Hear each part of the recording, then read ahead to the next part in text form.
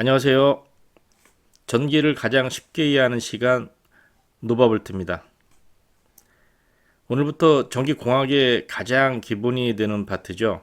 회로이론 시리즈를 시작합니다.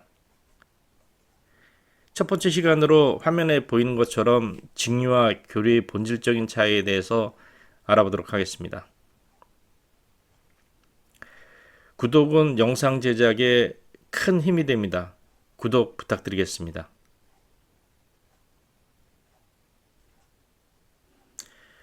첫 번째 전하와 전하량입니다. 이 전기가 흐른다라고 얘기했을 때 그 근원적인 에너지나 근원적인 그 실체는 이 전하라고 할 수 있습니다. 이 첫 번째 전하입니다. 물질을 구성하는 최소 단위인 양성자. 양성자는 플러스 그 전하를 띠고 있고요. 그리고 중성자는 전하의 성질이 없습니다. 그리고 전자는 마이너스 성분의 그 전하를 띠고 있습니다. 이 각각을 입자라고 합니다. 이 중에서 전기의 성질을 띠는 것이 좀 전에 말씀드린 것처럼 양성자와 전자인데 이를 전하라고 합니다. 이 양성자를 양전하 그리고 전자를 음전하라고 합니다. 전기 회로에서 전류가 흐른다고 말합니다. 이는 결국 전자의 흐름이고 좀 전에 말씀드렸던 양성자, 전자 중에 그 전자가 되겠습니다.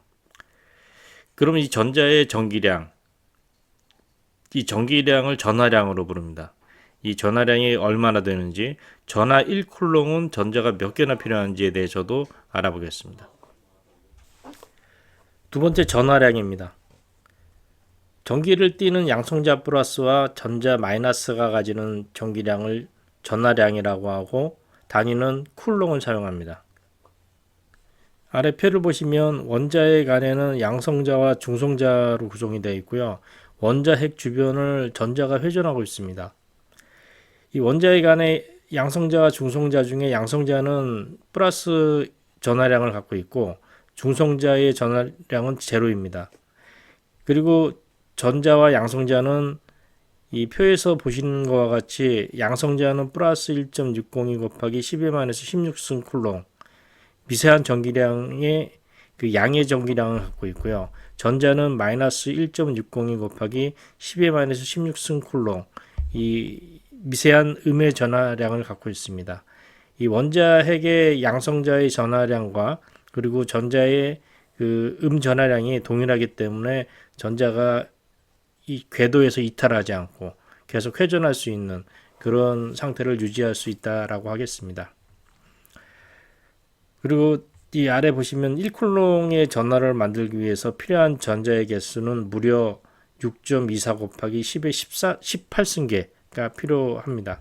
이 전자들이 이 정도의 숫자가 돼야 1쿨롱의 그 전하량을 만든다라고 생각하시면 되겠습니다. 두 번째 자유전자입니다. 이 아래 그림을 보시면 규소의 원자 구조를 그려놓은 그림입니다. 이 규소의 원자핵을 기준으로 해서 첫 번째 궤도, 두 번째 궤도, 세 번째 궤도 이렇게 서로 다른 궤도를 회전하는 전자들이 있습니다. 여기서 원자의 가장 바깥쪽 길을 돌고 있는 최외곽 전자는 아무래도 원자핵과의 거리가 멀기 때문에 당기는 힘이 가장 약합니다. 그래서 외부에서 약간의 에너지만 주어져도 자기 궤도를 이탈해서 물질안을 자유롭게 떠다니게 되는 상태가 됩니다. 이를 자유전자라고 부르는데 이 자유전자가 있기 때문에 이 전기가 흐를 수 있는 상태가 된다고 하겠습니다. 세 번째 직류와 교류입니다. 이 직류와 교류는 전원의 종류입니다. 먼저 직류에 대해서 알아보겠습니다. 직류는 다이렉트 컬런트의 약자 D하고 C의 그 첫 머리 글자를 따서 DC라고 부릅니다. 아래 그림을 보시면 이 X축은 시간축이고 Y축은 전압과 전류의 축입니다. 이 시간이 흐름에 따라서 전압과 전류축이 변화하지 않고 항상 일정한 그 전압이 인가되는 그런 전원을 직류라고 합니다. 한번 읽어보면은 시간이 아무리 흘러도 전기가 흐르는 방향이 바뀌지 않고 크기 또한 일정하게 유지되는 전기를 직류라고 합니다. 마치 일정한 속도로 한 방향으로만 계속 흐르는 강물과 같아서 배터리처럼 안정적인 전원이 필요한 기기에 주로 사용됩니다. 두 번째 전원의 또 다른 종류, 교류입니다. 이 alternating current라고 해서 이 교분한다, 바뀐다 라는 의미를 갖고 있고요. 이 첫 번째 글자를 따서 AC라고 부릅니다.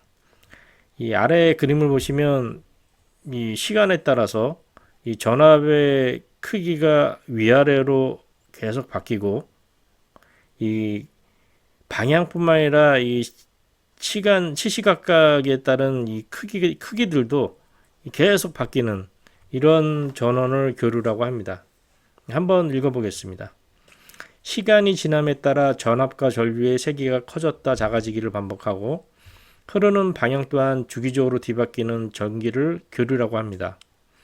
방향이 일정하지 않기 때문에 변압기를 사용해 전압을 자유롭게 조절할 수 있어 발전소에서 가정까지 전기를 멀리 보내는데 매우 효율적입니다. 다음 장에서 이제 직류와 교류의 장단점을 한번 알아보도록 하겠습니다. 세 번째, 직류와 교류의 장단점입니다. 아래 표로 이 장단점을 구분을 해 놓았는데 이 몇백 년 전에 이 에디슨과 불과 한 200년도 안 됐죠.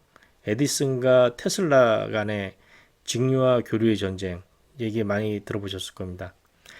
그 당시에 그 테슬라가 AC 교류를 주장을 했고 이 에디슨이 직류 DC를 주장을 했는데 이 아직까지는 지금까지는 AC를 훨씬 더 많이 사용을 하고 또 송전이나 배전에 굉장한 강점이 이 AC에 있기 때문에 많이 사용을 해왔습니다. 근데 요즘 이 정유부하가 많이 늘어나면서 이 DC 부하가 대다수를 차지하고 또 이 HVDC라는 그 DC 송전 기술이 매우 발전을 하면서 이 DC가 또 많이 각광을 받게 되는 그런 시대에 와 있습니다. 이 직류와 교류의 장단점 어떤 것들이 있는지 알아보겠습니다. 테슬라와 에디슨이 주장했던 교류와 직류의 전쟁, 그 시대의 배경을 중심으로 해서 나중에 동영상을 한번 올려보도록 하겠습니다. 그 시절에 이런 얘기들을 들어보면 굉장히 또 재밌는 그런 그 영상이 될 수 있을 것 같습니다. 아래 표를 보시겠습니다. 아래 표를 보시면 직류고요. 그리고 오른쪽이 교류 AC입니다. 우선 전류 방향부터 살펴보겠습니다. 직류는 일정합니다. 한 방향으로만 흐릅니다. 그리고 교류는 주기적으로 크기를 바꿔가면서 방향을 주기적으로 바꾸는 그런 전원입니다. 그 두 번째는 변압 용이성입니다. 이 변압 용이성 때문에 그 테슬라의 교류가 표준으로 선정된 거에 가장 큰 그 요소가 이 변압 용이성이 아닌가 싶습니다. 직류는 변압이 어렵습니다. 예전 기준으로는 더 어려웠겠죠. 근데 교류는 자기를 이용할 수 있기 때문에 매우 변압이 쉬웠습니다. 그래서 지금 변압기를 사용할 수 있다는 그 장점이 교류의 가장 큰 장점이 되겠습니다. 세 번째는 장거리 송전입니다. 이 직류를 장거리 송전을 하면 장점이 손실이 적습니다.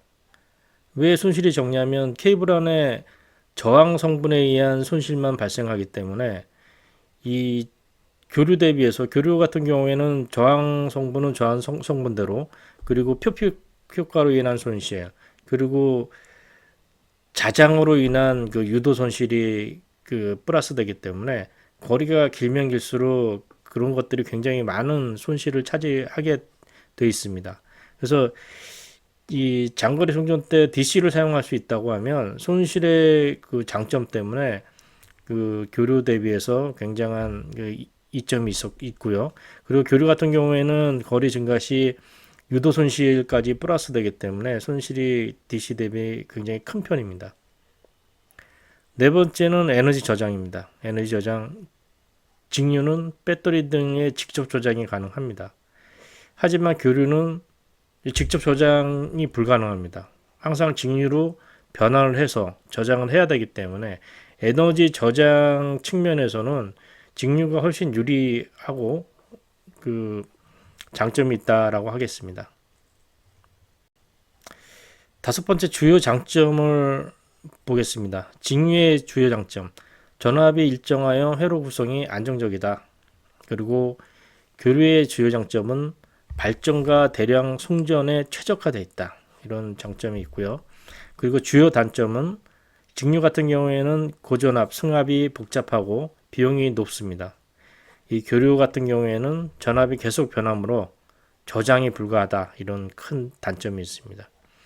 요새 그 직류의 주요 단점이 이제 승합 관련, 변압 관련 그 단점이 기술이 많이 발전을 해서 이 단점이 이제 조금씩 해소돼 가고 있는 그런 상태라고 하겠습니다.